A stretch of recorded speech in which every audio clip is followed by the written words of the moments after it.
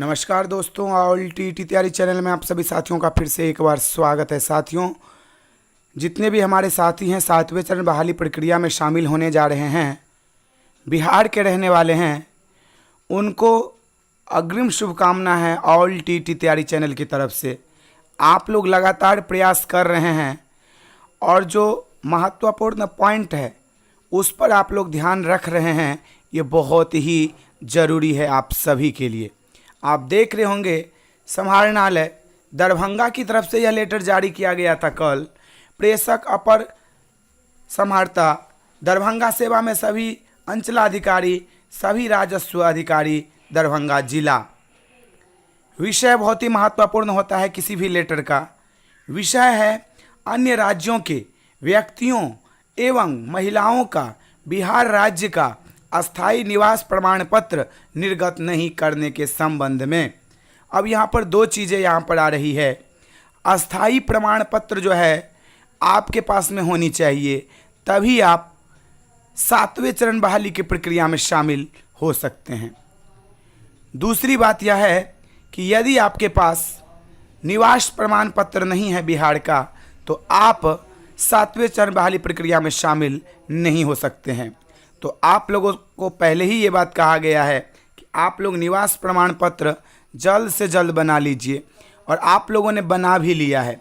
लेकिन जो बाहरी हैं हमारे साथी, जो यूपी के रहने वाले हैं या कहीं और के रहने वाले हैं, यदि उन्होंने निवास प्रमाण पत्र बना भी लिया है, तो मैं आपको एक बात बता देना चाहता हूं कि जब आपकी नौकरी लगेगी तब भी निवास प्रमाण पत्र का तहकीकात किया जाता है।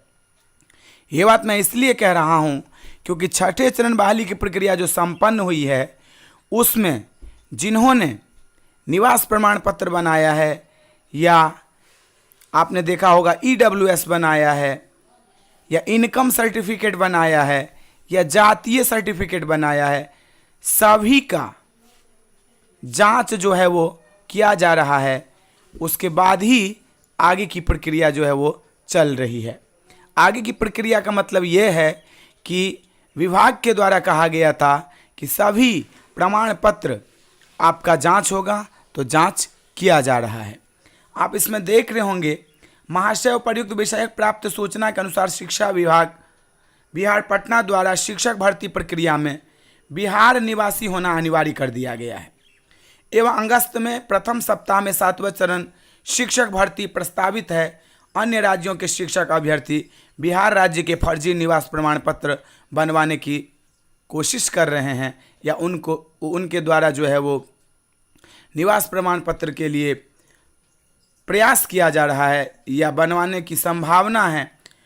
उक्त के आलोक में निर्देश दिया जाता है कि अन्य राज्यों के व्यक्तियों एवं महिलाओं का बिहार राज्य का अस्थायी निवास प्रमाण पत्र निर्गत नहीं करेंगे एवं किसी भी व्यक्ति एवं महिलाओं का समुचित जांच के उपरांत निर्धारित समयावधि के अंदर ही निवास प्रमाण पत्र निर्गत करने की कार्रवाई करना सुनिश्चित करेंगे।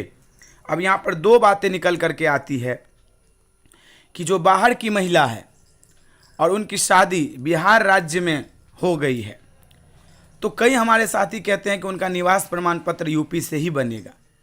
मैं आपको बता देना चाहता हूं कि यदि आपकी शादी बिहार में हुई है और बिहार में जहां पर आपकी शादी हुई है उस एड्रेस से यदि आपके पास में आधार कार्ड है, तो आपका निवास प्रमाण पत्र आसानी से बन जाएगा। क्योंकि अब आप बिहार के रहने वाले हो गए हैं, तो आपको घबराने की ज़रूरत नहीं है। क्योंकि लगातार कुछ महिला साथी हैं, वो फ़ोन करती हैं और वो बोलती हैं कि मैं तो यूपी की रहने वाली हूँ, लेकिन शादी जो है वो हमारी बिहार में हो गई है, तो मैं क्या करूँ। तो आप यदि बिहार के एड्रेस प्रूफ में आधार कार्ड बना लिया है, तो आपका निवास प्रमाण पत्र तो अपने आप ही बन जाएगा। लेकिन आरक्षण का लाभ आप नहीं ले पाएंगे, क्योंकि आरक्षण का लाभ आपने, जैसे C-TET हो गया या B-TET हो गया, आपने पास किया है आरक्षण से, तो स्वाभाविक है आप रहने वाली हैं कहीं और की, और बिहार में आप लाभ उसका नहीं ले पाएंगी। ये मेरा मानना है। आगे आप लोग समझदार हैं, आप लोग सब समझते हैं। इस प्रकार का प्रयास सभी साथी को करना चाहिए। मेरा मानना है इस वीडियो को बनाने का मकसद एक ही था कि आप लोग भी प्रत्येक जिला में इस प्रकार से प्रयास कीजिए। इससे पहले ही आप स्क्रीन पर देख रहे होंगे कैमूर जिला के हमारे साथी ने पहले ही प्रयास किया है इसको लेकर के। आप देख रहे होंगे विषय अन्य राज्यों के व्यक्ति एवं महिलाओं का बिहार राज्य का स्थायी निवास प्रमाण पत्र निर्गत नहीं करने के संबंध में। अब यहाँ पर देखिए डेट 30/6 की यहाँ पर पड़ी हुई है। तो कैमूर के साथी पहले से प्रयास किए हैं, रोक लगा दिए हैं। तो अन्य राज्य के अभ्यर्थियों के लिए बिहार राज्य में इस बार रोक लग गया है, आपका निवास प्रमाण पत्र यहाँ से निर्गत नहीं होगा। तो साथियों आप लोग बने रहिए ऑल टीईटी तैयारी चैनल के साथ। पल पल का अपडेट आप सभी को देता हूँ, देता रहूँगा। वीडियो को ज़्यादा से ज़्यादा शेयर कीजिएगा, जिससे ये होगा कि हमारे साथी जागरूक होंगे और 7वें चरण बहाली प्रक्रिया में सभी सजग रहेंगे, सतर्क रहेंगे, सावधान रहेंगे, तो सब कुछ जो है वो समय पूरी होगी। अभी के लिए इतना ही, फिर मिलते हैं अगले वीडियो में। धन्यवाद साथियों।